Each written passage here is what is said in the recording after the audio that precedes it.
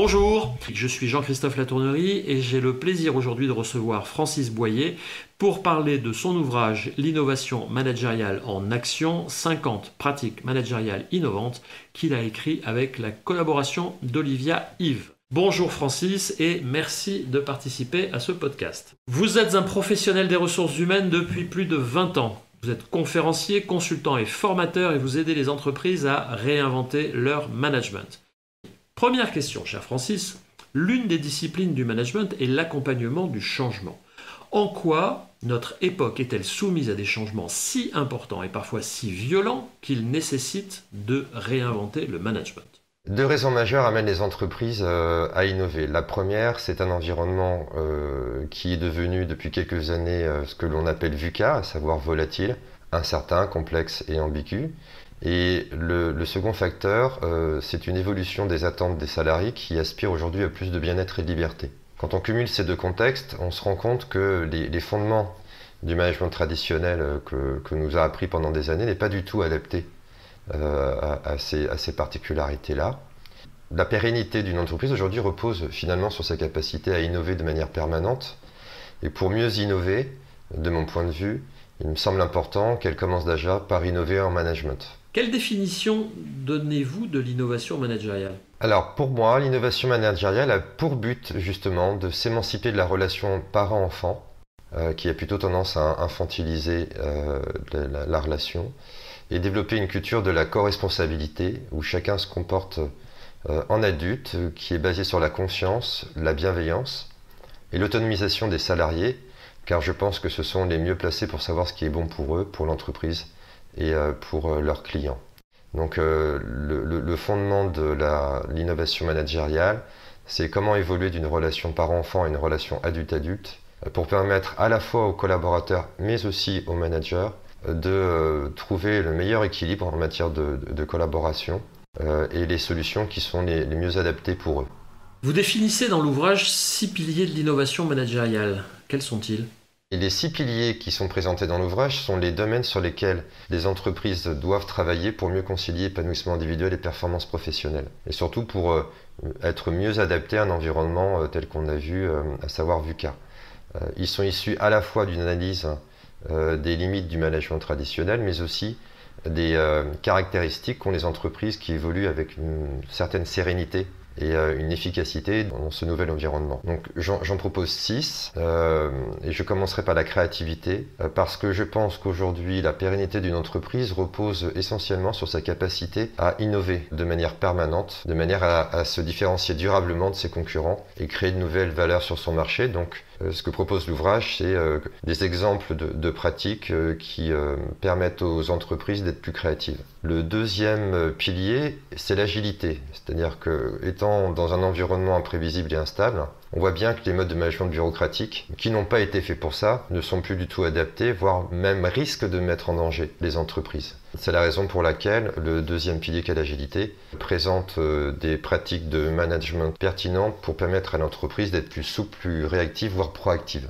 Troisième pilier, c'est la collaboration. La particularité d'une culture co-responsable, c'est l'association du plus grand nombre à la réussite de l'entreprise, quel que soit son statut, sa fonction ou son expérience. L'idée cependant, c'est de préserver les structures hiérarchiques parce que beaucoup d'entreprises ne peuvent pas se permettre de les remettre en question et de transcender un peu ces organigrammes bureaucratiques et d'instaurer de nouvelles formes de collaboration qui puissent permettre de mieux bénéficier de ce qu'on appelle l'intelligence collective, à savoir tous les potentiels et les talents des collaborateurs qu'on ne connaît pas forcément avec le management traditionnel. Le quatrième pilier, c'est la responsabilisation, à savoir, on voit très nettement aujourd'hui que baser son management sur des instructions et le contrôle, non seulement est infantilisant, mais en plus peut être démotivant pour des collaborateurs engagés et soucieux d'être force de proposition et d'aider son entreprise. Libérer tout le potentiel des équipes suppose que le management apprenne à lâcher prise et à se concentrer avant tout sur le pilotage des résultats et laisser faire chacun comme il l'entend, ce qui amène au 6e pilier et qui est le plus important, qui est la confiance.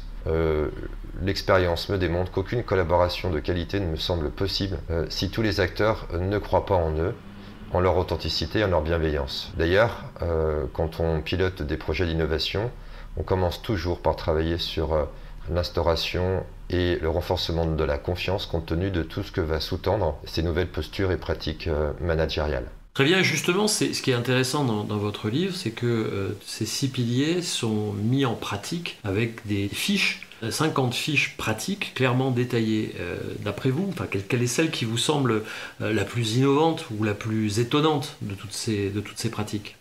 Alors c'est vrai qu'il y en a beaucoup, c'est compliqué. J'ai choisi la pratique intitulée Fail, Learn and Succeed en vigueur chez Blablacar, qui me semble particulièrement intéressante en ces temps quand même fortement marqués par l'incertitude. On sait très bien que compte tenu de ce que l'on vit aujourd'hui, et ça va peut-être s'accentuer, tout ce qu'on a prévu ne sera pas forcément possible. Et on sait aussi que pour être innovant, pour se différencier de ses concurrents, il faut oser prendre des risques. Prendre des risques, c'est aussi échouer.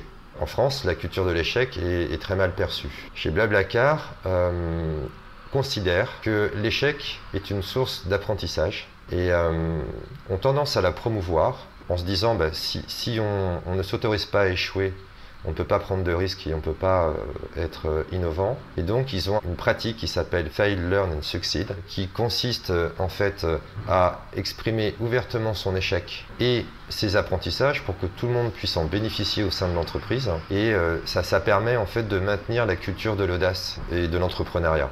Et surtout, ça permet également à chacun d'être relativement serein lorsqu'il vit un échec. Nous vivons tous une crise sanitaire d'ampleur mondiale et qui nous a obligés à repenser à grande vitesse l'organisation du travail dans nos entreprises et nos managements. Quels conseils pourriez-vous donner à un dirigeant d'entreprise dans ce contexte ? Donc ça fait 2 mois maintenant que j'analyse un peu ce qui se passe avec cette crise-là. Et je me suis rendu compte que la crise du Covid-19 a mis en évidence que les entreprises qui s'étaient déjà engagées dans une culture de la co-responsabilité, dans des projets d'innovation managériale, qui, je le rappelle, sont vraiment centrés et basés sur la confiance, la bienveillance et la responsabilisation, ont beaucoup mieux vécu cette situation. Surtout, se sont montrées beaucoup plus agiles et créatives dans l'adaptation de leur mode de fonctionnement et de leurs offres durant cette période.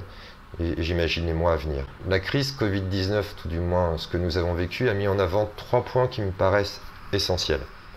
Premièrement, l'importance de prendre soin de ses collaborateurs. La distanciation sociale contrainte a révélé à beaucoup d'employeurs, beaucoup d'entreprises, que l'être ensemble était aussi important, voire plus important que le faire ensemble. Le deuxième point, ce sont les bénéfices de la responsabilisation. Il y avait beaucoup d'entreprises qui étaient très réticentes à l'idée de faire du télétravail avant ce confinement contraint.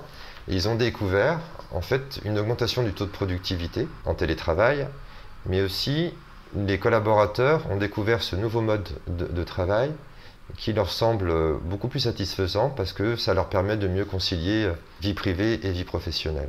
Le troisième point, qui est une vraie révélation, c'est finalement l'importance du rôle du manager pendant cette période-là, qui ont dû rassurer, s'adapter à des situations individuelles qui étaient imprévisibles, et surtout maintenir le lien entre les collaborateurs et l'entreprise. Ce qui va dans le sens de ce que j'ai écrit, à savoir que je suis convaincu que les groupes ont besoin d'une autorité hiérarchique, contrairement à ce que peuvent prôner certains auteurs, plutôt adeptes de l'autogouvernance, tels que l'entreprise libérée ou l'holacratie. Cependant, cette période a démontré que si un groupe a besoin d'autorité hiérarchique, il n'a pas besoin d'autoritarisme. C'est-à-dire que finalement, cette crise que nous vivons nous amène à repenser et redéfinir les finalités d'un manager. Et je crois que les entreprises ont tout intérêt à réfléchir sur le rôle et la raison d'être d'un manager, qui, de mon point de vue, doit évoluer d'une logique de contrôle vers une logique de facilitation. Aussi, je pourrais donner 6 conseils sur la base des 6 piliers de l'innovation managériale. Le premier, c'est rassurer les collaborateurs par un partage d'informations sur l'évolution de la situation en se montrant authentique de manière à préserver la confiance. C'est apprendre à lâcher prise sur la manière dont les collaborateurs s'organisent chez eux pour réaliser leur mission, pour renforcer la responsabilité. Le troisième, c'est d'échanger régulièrement sur les conditions de travail afin de veiller au maintien de l'engagement et de l'épanouissement. Le quatrième, c'est d'associer les collaborateurs dans la co-construction de ces nouvelles formes de collaboration qui seraient mieux adaptées à la distanciation sociale. qui risquent de durer. Le cinquième, c'est d'encourager les prises d'initiative et les prises de risques, d'essayer de s'émanciper un peu des lourdeurs bureaucratiques, puisqu'on s'est aperçu finalement qu'il y avait certains processus ou des procédures qui étaient inadaptées et contre-productives, pour permettre à l'entreprise de s'adapter à un monde qui devient de plus en plus imprévisible et en permanente mutation. Et le dernier, c'est d'inviter tous les acteurs, internes ou externes à l'entreprise, à proposer de nouvelles idées, les expérimenter et valoriser aussi bien les réussites que les échecs pour maintenir la dynamique d'innovation. Et surtout, ce qui me semble primordial, c'est que entreprises, dirigeants et collaborateurs doivent profiter de cette occasion pour prendre le temps d'échanger sur ce qui a été vécu, en tirer les enseignements et ne pas hésiter à s'engager dans une démarche d'innovation managériale pour permettre à l'entreprise d'être mieux adaptée à un environnement VUCA. Il y a du pain sur la planche. Merci beaucoup Francis Boyer. L'innovation managériale, 50 pratiques managériales innovantes par Francis Boyer avec la collaboration d'Olivia Yves, un ouvrage des éditions Erol.